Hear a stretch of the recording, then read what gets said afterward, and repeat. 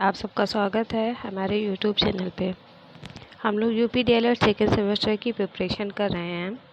उसी का डीएलएड का जो सेकेंड पेपर है, प्रारंभिक शिक्षा के नवीन प्रयास, उसके अति लघु प्रश्नों को हम लोग कर रहे हैं। ऑब्जेक्टिव क्वेश्चन को हम लोग कर चुके हैं और उसके अति लघु प्रश्नों को कर रहे हैं पवन सीरीज से। पार्ट फर्स्ट पार्ट सेकंड हो गया है, आज पार्ट थर्ड है। इसमें जितने भी अति लघु प्रश्न हैं वो सारे सॉल्व हो जाएंगे। और अगर आप चैनल पे नए हैं तो चैनल को लाइक शेयर सब्सक्राइब ज़रूर करें और अपने उन सभी दोस्तों तक पहुंचाएं जो यूपी डीएलएड कर रहे हैं। आज का जो फर्स्ट क्वेश्चन है हम लोग स्टार्ट करते हैं। विद्यालय अनुश्रवण से क्या तात्पर्य है? शैक्षिक उन्नयन हेतु किसी भी सुधार कार्यक्रम हेतु आयोजित बैठक, परिवीक्षण, निरीक्षण के लिए सुझाव एवं सलाह आदि अनुश्रवण के अंतर्गत आती है। विद्यालय अनुश्रवण से क्या तात्पर्य? तो विद्यालय अनुश्रवण यह होता है कि एक बैठक बुलाई जाती है जिसमें परिवीक्षक निरीक्षक के सुझाव, एक दूसरे की सलाह क्या है, इनको सुना जाता है। सुनने और समझने के बाद उस पर क्या किया जाता है? कार्य किया जाता है। विद्यालय विकास योजना क्या है? विद्यालय विकास योजना वर्तमान स्थिति के सापेक्ष विद्यालय की कार्यप्रणाली सुधार लाने के लिए एक योजना। विद्यालय मीटिंग होती है। पहले एक प्रिंसिपल क्या होता है कि विद्यालय में एक मीटिंग करता है, अनुसरण मीटिंग बुलाता है और उसमें उपस्थित सभी अध्यापक होते हैं, जितने भी वहाँ पे कार्यकर्ता लोग की बात सुनता है कि विद्यालय में क्या कमी है, क्या गतिविधियाँ होनी चाहिए, कैसे पाठ्यक्रम होने चाहिए। इन सभी चीज़ों की बारे में वह सुनता है। सुनने के बाद उन सभी चीज़ों को सुनने के बाद वह क्या करता है? एक योजना बनाता है और उसके क्या करता है? सापेक्ष कार्य करने का सुधार करता है। मीना मंच गठन क्यों होता है?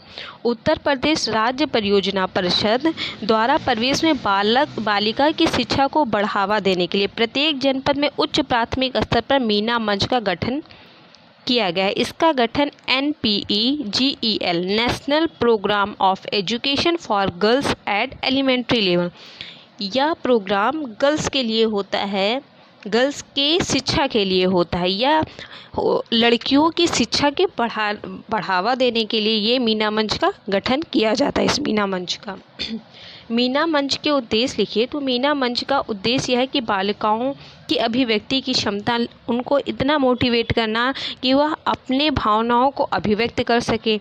नेतृत्व एवं सहयोग की भावना, एक दूसरे के नेतृत्व की भावना का विकास हो। बालिकाओं को शिक्षा से जोड़ना चाहिए। बालिकाओं को ये बताना चाहिए कि आप पढ़ के आगे बढ़ सकती हैं, इससे आपके क्या लाभ हैं, आपको भविष्य में क्या इसकी योजनाएं मिल सकती हैं। इन सभी चीज़ों का ज्ञान मीना मंच के द्वारा किया जाता है।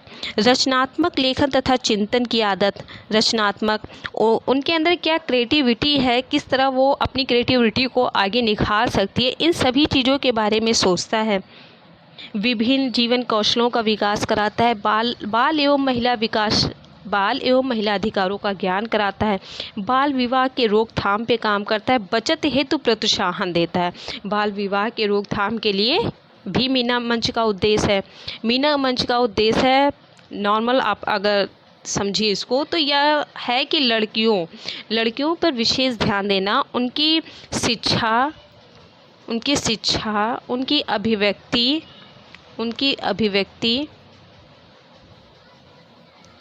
उनकी अभिव्यक्ति, बाल विवाह, उनके रचनात्मक कौशल, इन सभी चीज़ों के बारे में ध्यान देना चाहिए जिससे उनको प्रोत्साहन मिल सके। बाल विवाह पे रोकथाम करना चाहिए कि जिससे बालिकाएं आगे पढ़ सकें, आगे निकल सकें।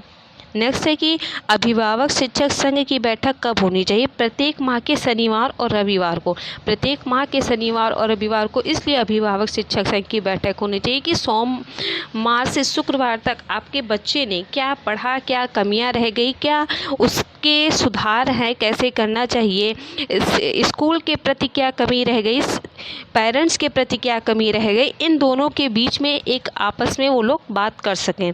जेंडर संवेदीकरण से क्या आशा है, हम अपनी रूढ़िवादी सोच को नहीं बदल पाए।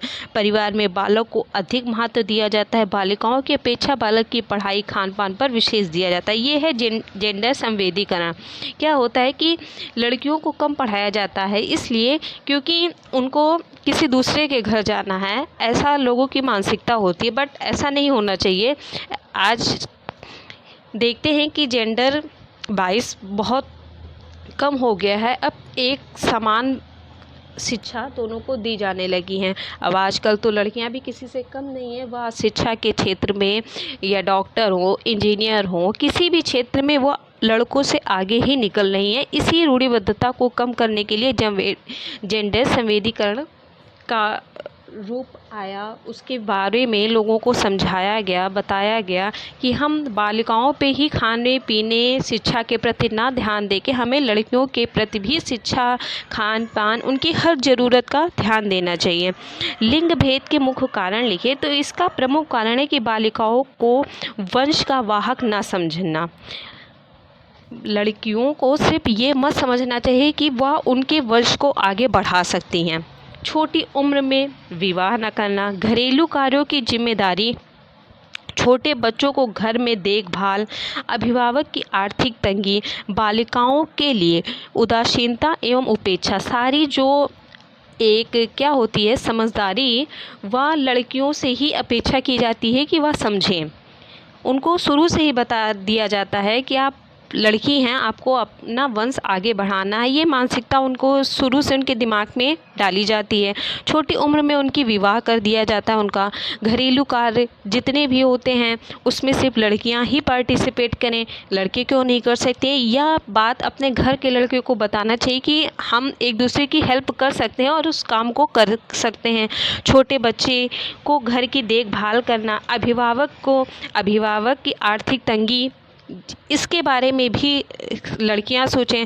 अगर पेरेंट्स के पास पैसे की कमी है तो लड़कियां क्या होता है कि उनको नहीं पढ़ाया जाता है और लड़कों को पढ़ा दिया। अरे पैसे की तंगी है तो लड़के या हो या लड़की, उन दोनों के लिए होनी चाहिए। बट पेरेंट्स क्या करते हैं कि वह लड़कों को तो पढ़ा देंगे बट लड़कियों को नहीं पढ़ाएंगे। और लड़कियां भी वहाँ पे ये सोचती हैं कि मेरा भाई पढ़ ले, मैं नहीं पढ़ती हूँ। बालिकों के लिए उदासीनता एवं उपेक्षा। नेक्स्ट है कि विद्यालय अभिलेखों को महत्व लिखे। विद्यालय के अभिलेखों पे महत्व लिखे तो अभिलेखों के आधार पर विभाग द्वारा मांगी गई सूचनाओं को भेजा जाता है।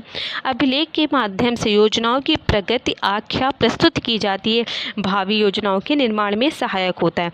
विद्यालय अभिलेख से मतलब है कि जो विद्यालय में मीटिंग हुई, जो कमियां हुई, जो उसमें सुधार करनी है, वह एक अभिलेख मांगा जाता है कि इसमें क्या क्या चीज़ें बदल सकती है। उन सूचनाओं को भेजा जाता है, एक नोटिस लिखी जाती है कि हमारे मतलब इसमें इतनी कमी है शिक्षा के प्रति, पाठ्यक्रम के प्रति, टीचर के प्रति, मैं इन कमियों को सुधार करना चाहता हूँ। तो उन्हें एक अभिलेख भेजा जाता है। आगे उस अभिलेखों को देखा जाता है और उस पर एक योजना बनाई जाती है, उसके बाद उस पर कार्य किया जाता है। श्री एन जनार्दन रेड्डी ने अपना रिपोर्ट कब पेश किया था? 1986 की शिक्षा नीति में समीक्षा के लिए गठित समिति के अध्यक्ष आंध्र प्रदेश के तत्कालीन मुख्यमंत्री श्री एन जनार्दन रेड्डी की अध्यक्षता में 22 जनवरी 1992 की समिति में अपनी रिपोर्ट को पेश किया गया था। हंटर कमीशन को अन्य किस नाम से जानते हैं? हंटर कमीशन को भारतीय शिक्षा आयोग के नाम से जानते हैं। यह कब पारित हुआ था? तो सन 1882 में पारित हुआ था। उच्च प्राथमिक विद्यालय में मिड डे मील कब प्रारंभ हुआ? तो मिड डे मील सन 2007 में प्रारंभ हुआ। इसका मुख्य उद्देश्य था कि छात्रों को विद्यालय में रोकना, छात्रों का विद्यालय में रोकना, छात्रों की नामांकन संख्या को बढ़ाना। मिड डे मील का मेन मकसद यही था। सर्व शिक्षा अभियान संचालित किए जाने का क्या उद्देश्य था? तो निम्न उद्देश्य हैं। पहला है कि वह सन 2003 तक प्राथमिक विद्यालय शिक्षा गारंटी केंद्र, वैकल्पिक और विद्यालय शिविर के सभी बच्चों को प्रवेश कराना। सन 2007 में सभी बच्चों सभी बच्चे कक्षा 5 तक की प्राथमिक शिक्षा पूरी कर लें। सन 2010 तक सभी बच्चे कक्षा 8 तक की शिक्षा पूर्ण कर लें। पहले इनका उद्देश्य था कि प्राथमिक विद्यालय में छात्रों का एडमिशन कराना, बच्चों का प्रवेश कराना, उसकी संख्या बढ़ाना। जब पहले इन्होंने बच्चों का एडमिशन करा लिया, जब बच्चे स्कूल में पढ़ने आने लगे तो उसके बाद देखते थे कि बच्चे स्कूल में रुकना पसंद नहीं करते थे, तो उन्होंने फिर मिड डे मील स्टार्ट किया। मिड डे मील के कारण बच्चे जो खाना खाने के लिए, बहुत से बच्चे ऐसे हैं सिर्फ खाना खाने के लिए स्कूल में रुकने लगे। क्यों? क्योंकि उनके पास घर पे आर्थिक स्थिति कमज़ोर होने के कारण खाने की व्यवस्था नहीं हो पाती थी। इससे बच्चे घर पे स्कूल में खाना खाने के लिए रुकने लगे। बच्चों को पढ़ाई के प्रति खाने के माध्यम से या किसी भी माध्यम से आप सोच सकते हैं कि थोड़ी सी रुचि हुई। इसी तरह उन्होंने कक्षा 5 तक की पढ़ाई कंप्लीट की। जब कक्षा 5 तक की पढ़ाई कंप्लीट कर ली तो सरकार ने सोचा अब इन्हें आगे की शिक्षा कैसे दी जाए, तो उसके बाद उन्होंने कक्षा 8 तक की शिक्षा के लिए अनिवार्य कर दिया।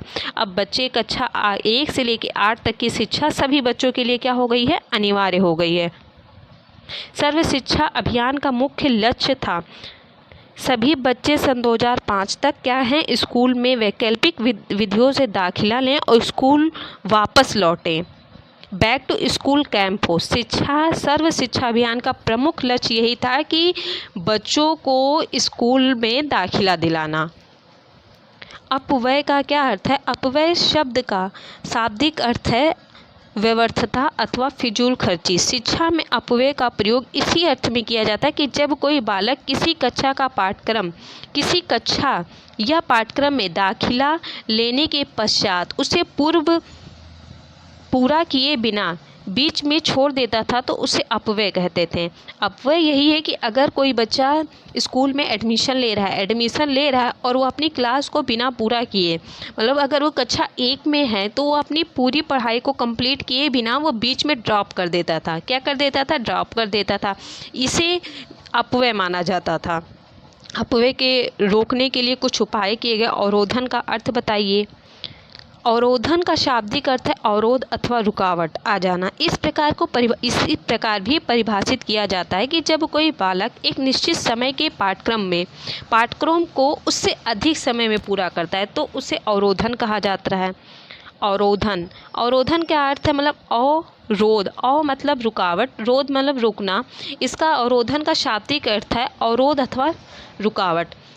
इसे परिभाषित किया जाता है कि मतलब अगर कोई बच्चा कक्षा 1 में है और वह अपने कक्षा 1 की पढ़ाई 1 साल में कंप्लीट ना करके वो कितने साल में करता है? 2 साल में करता है। मतलब वो कक्षा 1 को 2 बार पढ़ता है तो वह क्या हुआ? उसके लिए अवरोध ही तो हुआ। क्यों? क्योंकि वह पढ़ाई को क्या कर रहा है? सही से नहीं कर रहा है। छात्र ने अध्ययन क्रम में रुकावट आ जाती है। भारत में इस ओर हंटर कमेटी ने सर्वप्रथम 1929 में हमारा ध्यान आकर्षित किया। हंटर कमेटी के अनुसार अवरोध से हमारा तात्पर्य किसी बच्चे को निम्न कक्षा में से 1 से अधिक वर्ष तक रोके जाने से है। अवरोधन का मतलब दैट मीन्स आप बस यही अर्थ समझिए कि अवरोधन का अर्थ है रुकावट आ जाना, और रुकावट वह किसी भी प्रकार का हो सकता है। अगर कक्षा 1 का विद्यार्थी 2 साल उसी कक्षा में पढ़ेगा तो वो क्या हो जाएगा? अवरोध हो जाएगा। इस पे सबसे पहला ध्यान किसका गया था? तो हंटर कमेटी का गया था, सन 1929 में गया था। निम्न योजनाओं के पूरे नाम लिखिए। OB, SOPT, DEPT या NEPEGL। इसका फुल फॉर्म पूछेगा तो OB का मतलब है ऑपरेशन ब्लैक बोर्ड। OB का मतलब क्या है? Operation black board. SOPT का मतलब है special orientation programme for teacher. DEEP district primary education programme. NEPEGL national programme of education for girls elementary level. समवर्ती सूची में दिए गए विचारों पर नीति एवं कानून बनाने का अधिकार किस सरकार का है? तो यह केंद्र एवं राज्य सरकार दोनों का है। भारत के एक पक्ष निरपेक्ष राष्ट्र की घोषणा का उल्लेख कहाँ पर है? वह संविधान के 42वें संशोधन में है। पूर्व प्राथमिक शिक्षा परियोजना के अंतर्गत शिशुओं के सर्वांगीण विकास हेतु कौन सी योजनाएं चलाई गई?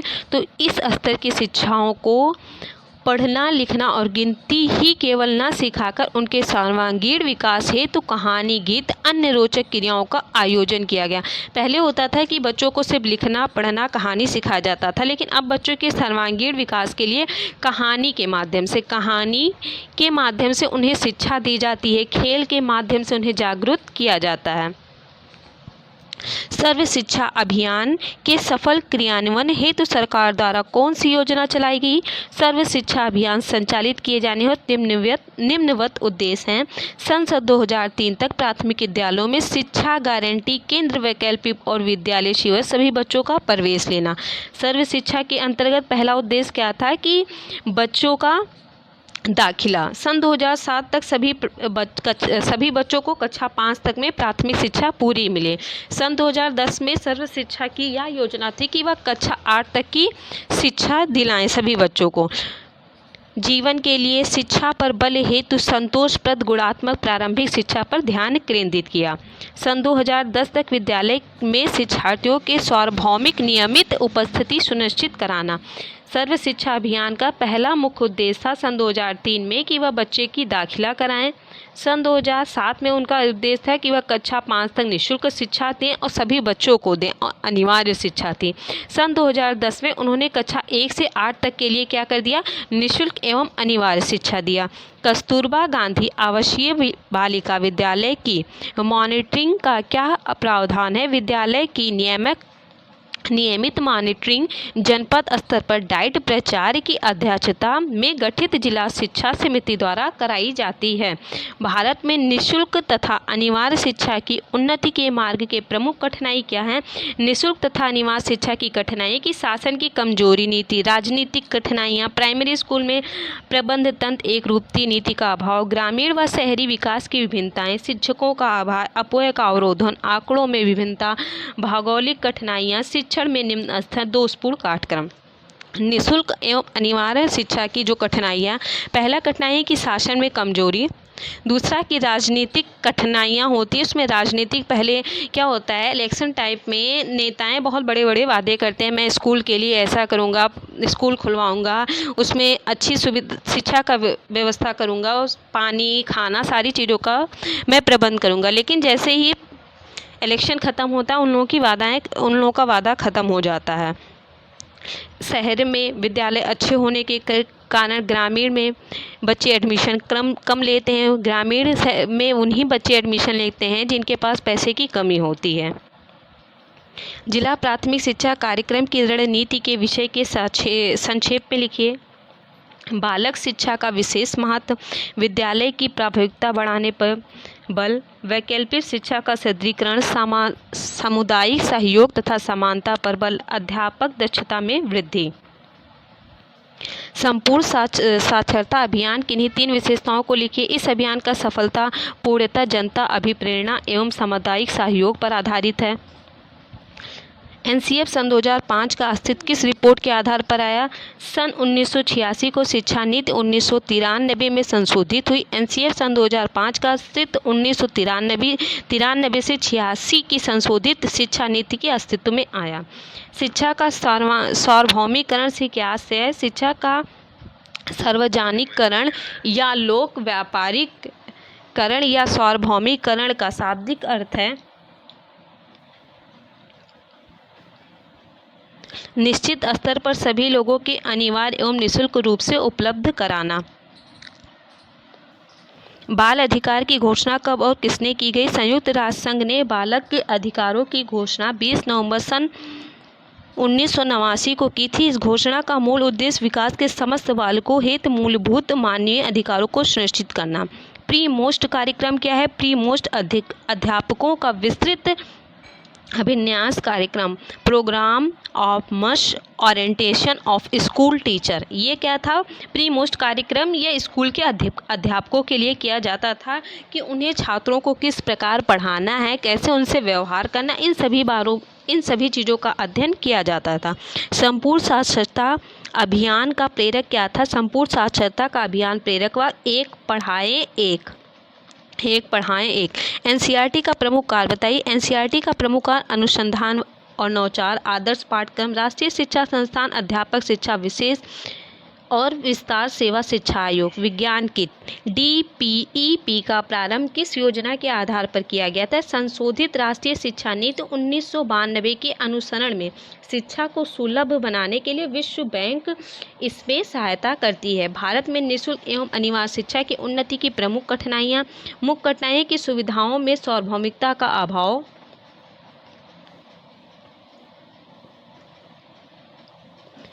शिक्षा को बीच में छोड़ने का सार्वभौमिकता। BEP क्या है? शैक्षिक शिक्षा परियोजना BEP 5 अक्टूबर 1993 से प्रभावी हुई। इस परियोजना प्रदेश में बेसिक शिक्षा को सुव्यवस्था हेतु संचालित की गई। इस परियोजना के अंतर्गत बेसिक शिक्षा के सार्वजनिकरण पर मुख्य रूप से महत्व दिया गया।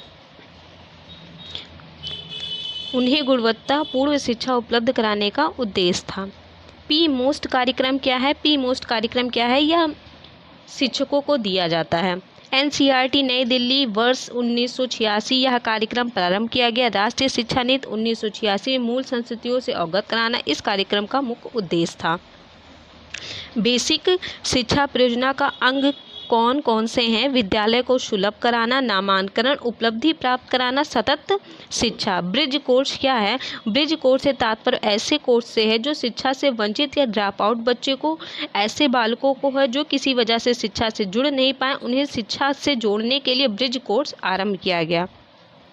प्राथमिक शिक्षा की प्रमुख समस्याओं का उल्लेख कीजिए। पहली समस्या है कि प्राथमिक शिक्षा महंगी होना, स्कूलों का अनुपलब्धता, उद्देश्यों की अस्पष्टता, दोषपूर्ण शिक्षा प्रणाली, अप्रशिक्षित अध्यापक, अपव्यय, अवरोधन। शिक्षा को संविधान में समवर्ती सूची में रखने का क्या उद्देश्य था? तो शिक्षा को समवर्ती सूची में रखने का उद्देश्य शिक्षा से संबंधित निर्णय राज्य सरकार एवं केंद्र सरकार दोनों की आवश्यकता ले सकें। स्कूल चलो अभियान कब प्रारंभ हुआ? स्कूल चलो अभियान 1996 से प्रारंभ हुआ। आज की वीडियो में इतना ही। अगर आप चैनल पर नए हैं तो चैनल को लाइक शेयर सब्सक्राइब जरूर करें। हम लोगों ने भारतीय नवीन प्रयास के जितने भी अति लघु प्रश्न थे UP DLED सेकेंड सेमेस्टर के पवन सीरीज के, हम लोगों ने उससे सॉल्व कर लिए। अति लघु प्रश्न सारे सॉल्व हो चुके हैं। पेपर फर्स्ट पेपर सेकंड हो चुका है। अब हम लोग पेपर थर्ड साइंस जो है उसके अति लघु प्रश्नों को करेंगे। और अगर आप चैनल पे नए हैं तो